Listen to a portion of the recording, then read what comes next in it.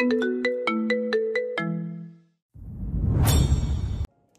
প্রায় 10টা নাগাদ আকাশের গর্জন এবং ঝুপঝুপ বৃষ্টি কিছুটা থেমেছে, তবুও মাঝে মধ্যে ভয়ঙ্কর রকমের ডাক দেয় আকাশ। ইলমা পড়ার টেবিল ছেড়ে উঠছে 10টায়। তৃপ্তিরা কল দিয়ে জানিয়েছে আজকে আর আসছে না, তবে আগামীকালকে বিকেল নাগাদ চলে আসবে। ইলমা স্বস্তির নিঃশ্বাস ফেলে আদনানের রুমের দিকে যায়। দরজা নক করলে কোনো সাড়া শব্দ পায় না। 7টার দিকে আদনান ঘুমিয়েছিল। ইলমা রুম থেকে বেরোনোর সময় লাইট অফ করে দিয়েছিল, হয়তো এখনও উঠেনি। ইলমা অনুমতির জন্য বসে থাকেনি। রুমে ঢুকে লাইট অন করে। নজরে আসে কম্বল গায়ে জড়িয়ে ঘুমন্ত আদনানকে। ঠোঁট ফুলে অসম্ভব লাল হয়ে আছে, চোখের পাতা বন্ধ, দেখে মনে হচ্ছে গভীর ঘুমে তলানো। গাল এখনো লাল হয়ে আছে, কাটা জায়গায় ওষুধ লাগায়নি হয়তো। ইলমা এগিয়ে আসে, আদনানের নাম ধরে বার কয়েক ডাক দেয়, কিন্তু কোনো সাড়া শব্দ পায় না। ইলমা কাঁপা কাঁপা হাতে আদনানের কপালে হাত রাখে। মুহূর্তেই যেন তার ঠান্ডা হাত ছ্যাত করে উঠল। কপাল পুড়ে যাচ্ছে জ্বরে। ইলমা হতভম্ব হয়ে যায়। আদনানকে ডেকে জাগিয়ে তোলে। ঘুমের মাঝে ডাকাডাকি আদনানের অপছন্দ। ইলমার ডাকাডাকিতে চোখ মেলে তাকায়। সারা অঙ্গ প্রত্যঙ্গ ব্যথায় বিষিয়ে আছে। মুখটাতে তো মনে হলো। দাঁত মুখ খিচে ইলমাকে বলে, ডাকছিস কেন? ভাত খাবে? এখনো ঔষধ খাইনি, জ্বর এসেছে তোমার? আমার যে জ্বর এসেছে তুই কি করে বুঝলি? আদনানের এমন প্রশ্নে ইলমা বিরক্ত হয়, ধমকে বলে, চোখ মুখ দেখেই বোঝা যাচ্ছে। বেশি প্যান প্যান করলে খবর আছে, খাবার খেতে আসো। তোর কথা আমি কেন শুনবো? ঠিক আছে, না খেলে নাই। কথাটা বলে ইলমা চলে আসার জন্য উদ্বুদ্ধ হয়। আদনান পুনরায় ডাক দেয়। ইলমা পেছনে ঘুরে দাঁড়ায়, ভ্রু উঁচিয়ে জিজ্ঞাসা করে, ডাকছো যে? হেল্প কর, খিদে পেয়েছে। আদনানের কথায় ইলমা মেঝেতে দৃষ্টি রেখে ঠোঁট টিপে হাসে। ত্রস্ত পায়ে এগিয়ে যায়। আদনান বা হাত এগিয়ে দিলে ইলমা সেটা আঁকড়ে ধরে। ইলমার সাহায্য নিয়ে আদনান উঠে দাঁড়ায়। নিজে থেকে ইলমার হাত সরিয়ে নেয়। চোখ মুখ খিচে বন্ধ করে। ভীষণ রকমের জ্বলুনি হচ্ছে চোখে। আদনান কিছুক্ষণ দাঁড়িয়ে থাকে। ইলমা আদনানকে দেখছে। বেচারার অবস্থা পুরো নাজেহাল। অসুস্থতা ভালোই ধরেছে। আদনান জিজ্ঞাসা করে, দাদি আসেনি? আগামীকাল বিকেলে আসবে। ও, তাহলে সকালে বাসা ছাড়তে হবে। তুমি অসুস্থ? চুপ, তুই এসব বুঝবে না। কে বেরোতে দেখলে উল্টো পাল্টা ভাববে। সকালে গেলে কেউ দেখবে না। খাবার খেতে আসো। তুই যা এখন। ইলমা চলে আসে। কিচেনে গিয়ে খাবারের প্লেট গ্লাস সব টেবিলে আনে। আদনানের জন্য ফ্রিজ থেকে লেবু নামিয়ে সেটা কাটে। জ্বরের মুখে লেবু উপকারী হবে। সব রেডি করতে দেখে আদনান ঝিমিয়ে ঝিমিয়ে আসে। হাত পা এবং মাথার ব্যথায় ভালো লাগছে না কিছু। ইলমা চেয়ার টেনে দিতে আদনান বসে। হাত ধুয়ে নিতে ইলমা প্লেটে ভাত বেড়ে দেয়। আদনানের খেতে ইচ্ছা করছে না। এত বড় হয়েছে, তারপরেও বাচ্চাদের মতো করে আবদার করতে মন চাইছে। খেতে ইচ্ছা করছে না। আদনান ইলমার দিকে একবার তাকায়। সে নিজের খাওয়ায় ব্যস্ত। আদনান খাবার মুখে তুলে জিজ্ঞাসা করে, রান্না তুই করছিস? হ্যাঁ, কেন ভালো হয়নি? বুঝতে পারছি না, সব তেতো লাগছে। খেয়ে নাও, ওষুধ খেলে ঠিক হয়ে যাবে। আদনান কয়েক লোকমা খেয়ে পানি ঢেলে দেয়। ওষুধ খেয়ে ইলমাকে বলে, আমি পাশের রুমে আছি, কিছু প্রয়োজন হলে বলিস। তোমার নিজের সাহায্য দরকার। আমাকে কি করবে সাহায্য? মুখ বেশি চলে তোর, ভয় পেলে বলিস। না না, ইলমা ভয় পায়। কথার মাঝে জোরে বাজ পড়তে ইলমা ভয়ে মৃদু চিৎকার করে ওঠে। আদনান বাঁকা হেসে বলে, বেশি চাপা মারবি না, আমি তো জানি তুই একটা ভিতর ডিম। কথাটা বলে আদনান রুমে চলে আসে। ইলমা টেবিল গুছিয়ে থালা প্লেট ধুয়ে নেয়। সব গুছিয়ে নিজের রুমে আসে। লাইট অফ করতেই সব নীরব হয়ে যায়। ইলমার গা ছমছম করে ওঠে। এত নিস্তব্ধ সবকিছু, তার উপর আকাশ গর্জন দিচ্ছে একটু পরপর। ইলমার কেন যেন ভয় লাগছে। ব্যালকনি দিয়ে ফ্রোসো করে বাতাস ঢুকছে রুমে। ইলমা দরজা লাগাতে মনে ছিল না। সন্ধ্যায় ব্যালকনিতে গিয়ে বৃষ্টির পানিতে হাত ভিজিয়েছিল। এরপর আর দরজা লাগায়নি। তড়িঘড়ি করে রুমের লাইট অন করে ব্যালকনির দরজা লাগায়। লাইট অফ না করে বিছানায় গায়ে এলিয়ে দেয়। এপাশ ওপাশ করেও চোখে ঘুম নামাতে পারেনি সে। তার উপর কেমন ভয় ভয় করছে তার। আবার মন টানছে আদনানের কি অবস্থা একটু দেখে আসা দরকার। তার অবস্থা খুবই শোচনীয়। অনেক চেষ্টা করেও ঘুম আসেনি চোখে। আর না রুমে মন টিকছে। শেষমেশ মনের চিন্তায় হেরে যায় সে।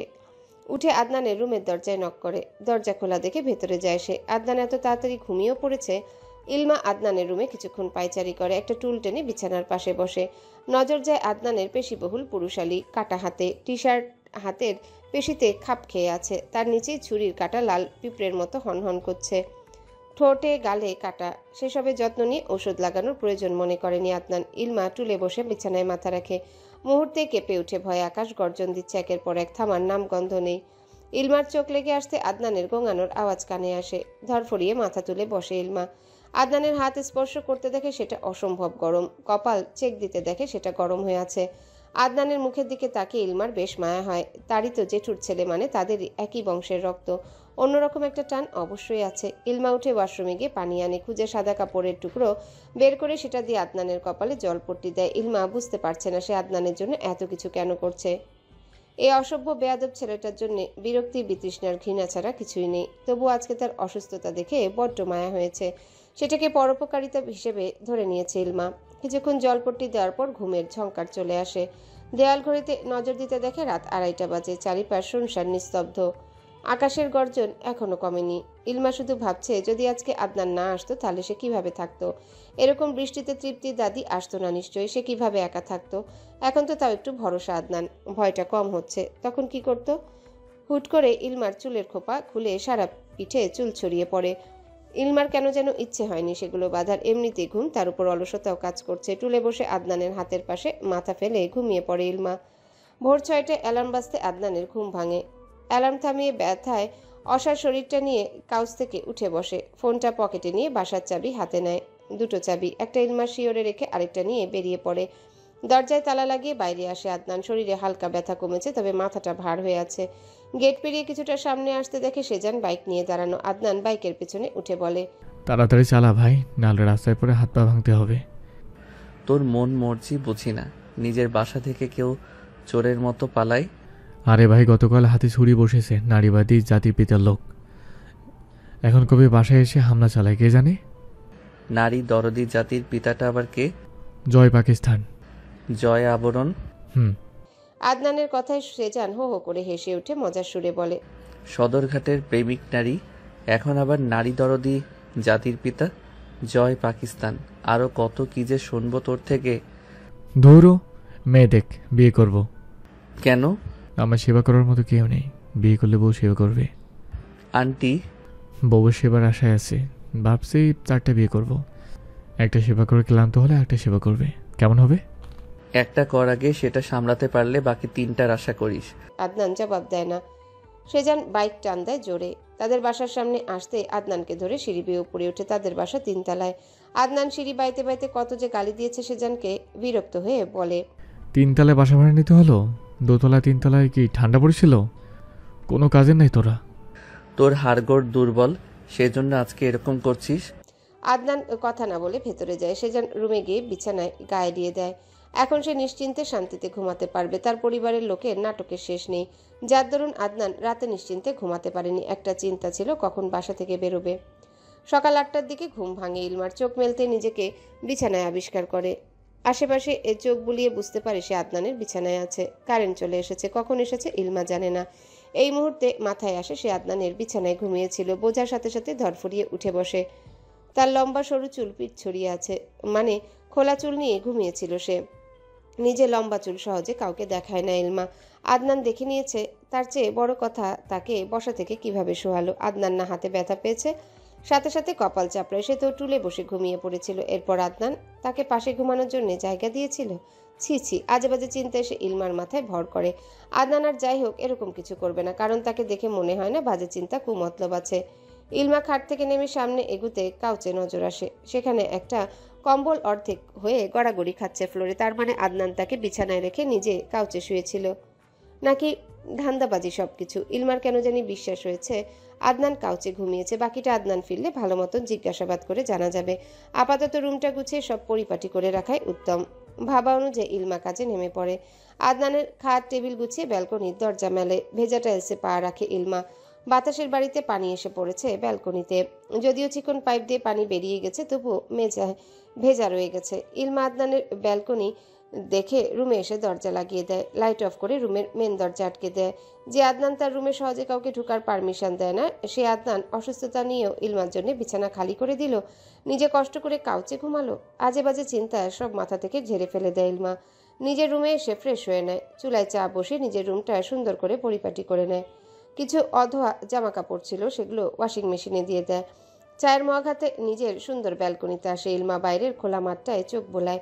বৃষ্টি থামার পর প্রকৃতি আলাদা একটা সৌন্দর্য প্রকাশ পায়। বাতাসে স্নিগ্ধ শীতল ঘ্রাণ। চারিপাশ আলাদা একটা শান্তি বিরাজ করে। ইলমার ভালো লাগছে সবকিছু। টবে ফোটা অপরাজিতা বৃষ্টির পানিতে স্নিগ্ধ হয়ে বৃষ্টি স্নাত অপরাজিতা হয়ে নিজের রুম মেলে ধরেছে। ইলমা সেই অপরাজিতা ছিঁড়ে কানের পিঠে গুজে নিজের এলোমেলো চুলগুলোতে হাত বোলায়। এই সুন্দর কেশ তার ভীষণ পছন্দের, একদম তার মায়ের মতো চুল পেয়েছে সে। রুমে এসে ফোন হাতে নিয়ে ঈশিতাকে কল দেয় ইলমা। রিসিভ হতে সালাম দিয়ে খোঁজ খবর জিজ্ঞাসা করে ঈশিতা ইলমাকে পরিস্থিতি সম্পর্কে বলে।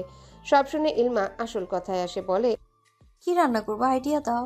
ঈশিতা জবাব দেয়, চাল দিয়ে ভাত বসিয়ে দাও কুকারে, মাছ মাংস তোমার যেটা ভালো লাগে রান্না করে নেও। আচ্ছা করব। হ্যাঁ, তোমার জেঠু আমি ইনান বিকেলে রওনা দেব, আস্তে আস্তে রাত হবে। থাকবে না? ছিলাম তো, সবারই কাজ আছে। তাহলে আমি কি রান্না করব? তোমরা সবাই খাবে রাতে? আমার রান্না বাজে। আরে তুমি যা পারো, ফিরে রান্না করার এনার্জি পাবো না। ঠিক আছে। ইলমা কল রেখে রান্না করতে যায়। চাল মেপে ধুয়ে পানিসহ পরিমাণ করে ভাত বসিয়ে দেয়। ফ্রিজ থেকে মুরগির মাংস বের করে ভিজতে দেয়। বাকি সরঞ্জাম কেটে কুটে রেডি করে। মাংস বরফ ছুটতে রান্নায় মনোনিবেশ করে ইলমা। কেমন হবে জানে না কিছু, তবুও চেষ্টা করছে ভালো করে রান্না করার। ইলমার রান্নার মাঝে আবার ইনান শেখ কল দেয় তাকে। ইলমা কল রিসিভ করে সালাম দিয়ে কথা বলে। ইনান শেখ ইলমাকে জিজ্ঞাসা করেন, গতকাল রাতে ভয় করেনি তো মা? না বাবা, কিসের ভয়? তবুও ভীষণ চিন্তিত ছিলাম। তারপর বৃষ্টির জন্য তোমার দাদি আসতে পারেনি। ফারিসকে বলেছিলাম এসে তোমায় নিয়ে যেতে, কিন্তু প্রবল বৃষ্টির জন্য বাসা থেকে বেরোতে পারেনি। আমি তো ঠিক আছি বাবা, শুনলাম তুমি চলে এসছো। হ্যাঁ, ফিরতে ফিরতে রাত হবে মা। সাবধানে এসো, নিজের খেয়াল রেখো। তুমিও ঠিক করে খাবার খেও, রান্না সাবধানে করো মা, গরম তেল হাতে পড়বে। আচ্ছা। দুপুরের দিকে মেয়ে দেখতে এসেছে ফরিদা পারভিন, ফাতিহা, তৃপ্তি। তারা তিনজন এসেছে জহির আহমেদের ভাইয়ের মেয়েকে দেখতে। এমপির বাড়িতে এসেছে তারা তিনজন। ফরিদা পারভিন তেমন রাজি নন এই মেয়েকে নিয়ে। বেশি বড়লোক বাবার মেয়ে বিয়ে করলে কপালে দুর্গতি আছে।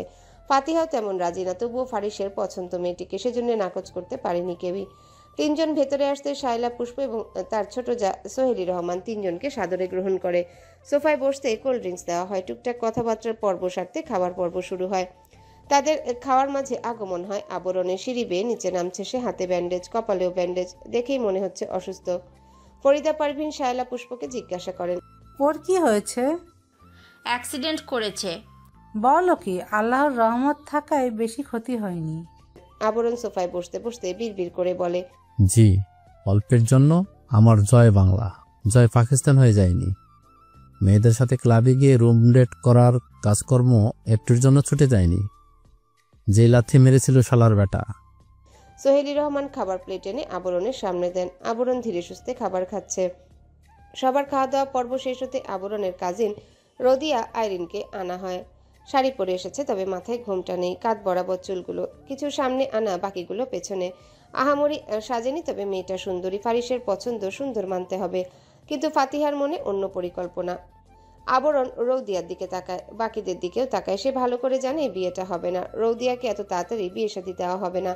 যদিও দেওয়া হয়, পছন্দের কেউ থাকলে তার সাথে দিবে, এতে আপত্তি নেই। আবরণ তৃপ্তির দিকে নজর দেয়। বেশভূষা দেখে বুঝতে বাকি নেই মেয়েটা ভদ্র পরিবারের সন্তান, চলাফেরায় যথেষ্ট শালীন। কিন্তু আবরণ এরকম হিজাব পর্দা দেখে কিছুটা বিরক্ত হয়ে নাক মুখ কুচকায়। আজীবন ওয়েস্টার্ন পেট দেখিয়ে শাড়ি পরা নারী দেখে এসেছে সে। এরকম ভদ্র শালীন মেয়ে মানুষ খুব কমই নজরে এসেছে। সেজন্য তেমন কিছু মনে আসেনি। নিজের শরীরের ব্যথায় দম যায় যায় অবস্থা, সেখানে মেয়ে নিয়ে ভাববে কি? তাদের কথাবার্তা শুরু হয়। তবে ভদ্রমহিলাদের কথা অনুযায়ী বোঝা যায় মেয়ে বিয়ে দিবে না। ফাতিহা যেন হাঁপ ছেড়ে বাঁচে। বিদায় জানিয়ে বাইরে আসতে ফরিদা পারভিন বলেন, মেয়ে সুন্দর, কিন্তু জাতের না। দেখো, বয়ফ্রেন্ডের অভাব নাই। ফারিসের কথা রাখতে এসেছি, এখন আর মেয়ে দেখছি না ওর জন্য। 6 মাস 1 বছর গেলে আবার দেখব। ফাতিহার কথায় তৃপ্তি বলে, এইটা কেমন কথা? ভাইয়া তো এখন বিয়ে করতে চায়। আরে না, আমায় বলেছে জাস্ট মেয়েটা দেখতে, পছন্দ হলে পরে ভাবা যাবে, এখন বিয়ে শাদী করবে না সে। ও। তিনজন বাসায় আসে। তৃপ্তির ব্যাগ আগে থেকেই গোছানো, সেজন্য তারা দেরি করেনি। আবারও রিক্সা ধরে রওনা হয় নিজেদের বাসার উদ্দেশ্যে। তৃপ্তিরা বাসায় আসার পেছন দিয়ে ইলমা আদনানকে মেসেজ দেয় দাদিরা চলে এসেছে। আদনান রিপ্লাই করে সন্ধ্যায় ফিরবো। ইলমা সিন করে কিছু লিখে না। দাদি তৃপ্তির সাথে গল্প গুজবে মেতে ওঠে। 3 দাদি নাতনি ভালোই আড্ডার আসর জমিয়েছে তৃপ্তির রুমে। সাথে আছে তৃপ্তির রান্না কিছু ফাস্টফুড, সেগুলো খাচ্ছে আর গল্প করছে। তাদের গল্প করার মাঝে ব্যাঘাত ঘটায় আদনান কলিং বেল চেপে। তৃপ্তি ইলমাকে চোখ দিয়ে ইশারা করে উঠতে, সে পারবে না। ইলমা না করেনি, উঠে দরজা হোল দিয়ে দেখে কে এসেছে। আদনানকে দেখে দরজা খুলে, বেচারার চোখ মুখ শুকিয়ে আছে, দেখে যে কেউই বলবে অসুস্থ। ইলমা আদনানের দিকে তাকিয়ে জিজ্ঞাসা করে, তুমি কাউচে ঘুমিয়েছিলে? না, তোর পাশে। বিরক্তি নিয়ে জবাব দেয় আদনান। ইলমাকে পাশ কাটিয়ে ভেতরে যায়। আদনানের তেরা কথা ইলমা মৃদু চিৎকার করে বলে, বজ্জাত অসভ্য, লজ্জা শরম নেই? এত সুন্দর সুন্দর এক্স গার্লফ্রেন্ডের সাথে এক বেডে ঘুমায়নি। তুই কোথাকার কে রে? ইলমা রেগে জবাব দেয়। সুন্দরভাবে কথা বলা যায় না? না। ইলমার মুখের উপর জবাব দেয় আদনান। ইলমা মুখ ঝামটি মেরে বলে, আরে বাংলাদেশের শাহরুখ খান। সেই জন্য এটা পার্মানেন্ট গৌরী, ওরফে কাজের ঝি দরকার। এরকম বজ্জাতের জন্য কোনো গৌরীর জীবন ধ্বংস না হোক। প্রেমিক নারী বেশি বকিস না, আমার জন্য কাজের ঝির অভাব পড়বে না। 4টে বিয়ে করব আমি। ইলমা জবাব দেয় না, সোজা তৃপ্তির রুমে চলে যায়। আদনান দাঁড়িয়ে দাঁড়িয়ে ইলমার যাওয়া দেখছে। মনে মনে ইলমাকে বকছে সে। এজন্যই কারোর উপকার করতে নেই। একটু মায়া করে হাতের ব্যথা নিয়ে খাটে টেনে টুনে এনেছিল। এই মেয়ে ঘুমন্ত নাকি মৃত বোঝার উপায় নেই, কোনো খবরই ছিল না। উল্টো আদনান হাতের ব্যথায় নিয়ে কাউচে শুয়েছিল। এখন কত প্রশ্নের সম্মুখীন হতে হয়। তার পরিবারের এক একটা সদস্য সেরা নাটকবাজ। ফরিদা পারভিন আদনানের অসুস্থতার খবর শুনে উত্তেজিত হয়ে পড়েছেন। শত হোক তার আদরের নাতি। আদনানকে সবাই মুখে যায় রাগ চাপ দিক, তাকে ছাড়া বাসা খালি খালি লাগে। আদনান দাদির উত্তেজনা মিশ্রিত ব্যথাতুর মুখশ্রীতে পরক করে। এই টানটা একদম খাঁটি এবং নির্ভেজাল, নেই কোনো আশা আকাঙ্ক্ষা বা স্বার্থ। ফরিদা পারভিন আদনানকে বকা দিয়ে বলেন, নিজের খেয়াল রাখার দরকার নাই? কোন আজরাইলগুলা আমার নাতিরে এমন মারলো? আল্লাহ সারাইছে, হাতে ছুরি বসাইছে। যদি পেটে বা ঘাড়ে বসাইতো কি উপায় হইতো? তারেক আসুক। দাদির কথায় আদনান খানিক হেসে বলে, আরে দাদি, ব্যথা সেরে গেছে। সেরা কাজের ঝির থেকে সেবা পাইছি না, ব্যথা কি আর থাকে বলো? আদনানের এমন কথা ইলমা চোখ রাঙানি দেয়। সেই চোখ রাঙানি আদনানের দৃষ্টির অগোচর হয় না। ইলমার মুখের দিকে তাকিয়ে মৃদু হাসে আদনান। তৃপ্তি প্রশ্ন করে, কাজে রুচি পাইলা কই? হসপিটালে। নার্স? তৃপ্তির কথায় আদনান মাথা নাড়ায়। ইলমা বিরক্ত হয়। সারা রাত সেবা করলো সে, আর সহজে ক্রেডিট দিয়ে যাচ্ছে নার্সকে। কত বড় অকৃতজ্ঞ ভাবা যায়। ফরিদা পারভিন চিন্তিত হয়ে বলেন, সুস্থ না হওয়া পর্যন্ত বাসার বাইরে যাওয়া নিষেধ তোমার। কি বলো দাদি? বাসায় আমার দম বন্ধ লাগে। আমি ছেলে মানুষ, বাইরে যাব, এটাই স্বাভাবিক, তাই না? আগে বলে হসপিটালে সেই নার্সকে ইফটিজিং করনি তো? তৃপ্তির কথায় ইলমা মুখ টিপে হাসে। আদনান বিরক্ত হয়, চোয়াল শক্ত করে জবাব দেয়, মনে ছিল না। যেহেতু তুই মনে করে দিয়েছিস, এরপরের বার অবশ্যই ইফটিজিং করব, কেমন?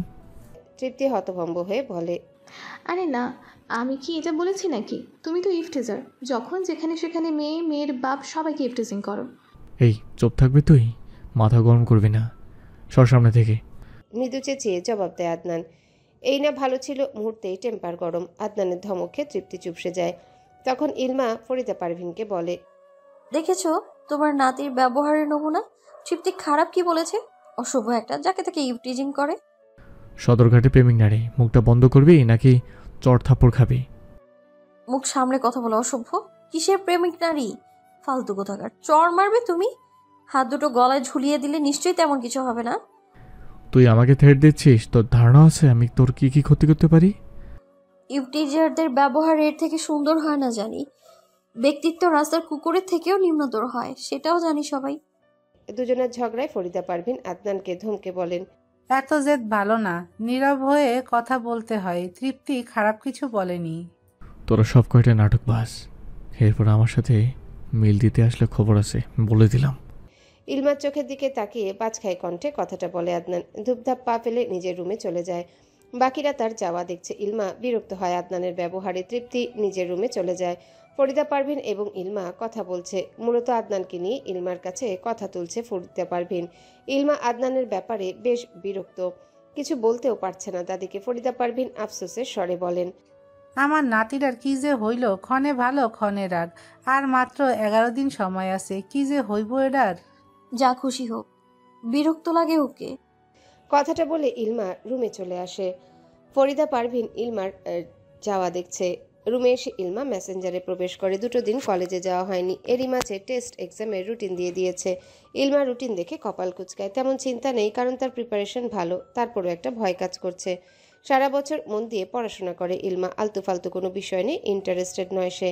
তার ব্যাচমেট বন্ধুরা যেখানে প্রেমে মজে আছে, সেখানে ইলমা নিজের বিশ্বস্ততা বজায় রাখছে। হারাম সম্পর্কে জড়াতে চায় না সে। এমনিতেই তার বাবার ইচ্ছেতে সব হবে। আগামীকালকে অ্যাডমিট কার্ড আনতে যাবে, পরের দিন থেকে এক্সাম শুরু, টানা 1 সপ্তাহ পরীক্ষা হবে, মাঝে কোনো গ্যাপ নেই। ভেবে ইলমা খানিক বিরক্ত হয়। পড়ার টেবিলে বসে পড়া রিভিশন করতে থাকে।